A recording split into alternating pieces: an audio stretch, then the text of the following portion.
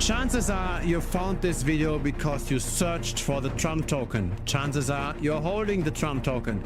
Chances are you're down on that holding because the price went from $70 all the way down to $18. Now this is the textbook definition of a pump and dump. If you were very early, if you are one of the crypto native people that learned about Trump early, then you made money and then you exited and then you wouldn't watch videos like this.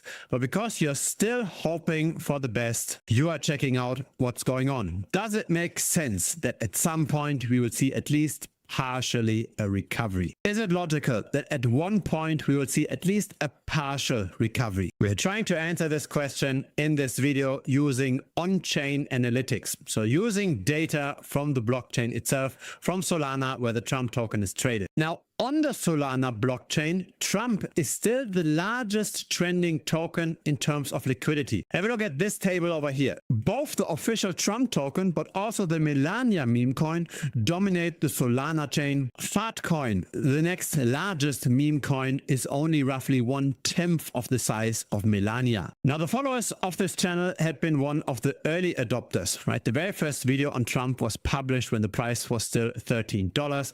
Afterwards, the price went up by more than 400% to now come back down again. Still above that first video, but far away from the original heights. That first video, by the way, got a ton of views, more than 8 times the views of an average video on this channel. That single video alone made almost 1,000 subscribers. And that's probably somewhat justified because, again, crypto is all about being early, right? It's about being informed more than the others. It's about following the market closer than others. So if you're following currently crypto channels that talked about Trump after the all-time high, then probably you should be considering following others. Now let's look at the Trump data. We have seen a massive deleveraging event. So there's not just a spot market for Trump, there's also perpetual futures contracts.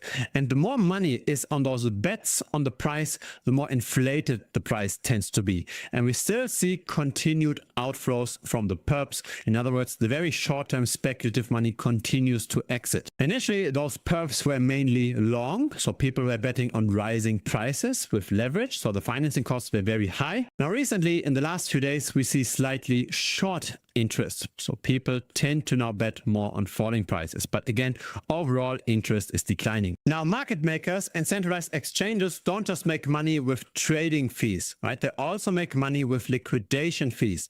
And so the more volatile a price is, the more liquidations happen. And that to get the full length video, feel free to simply subscribe over here. Then you get it recommended by the algorithm.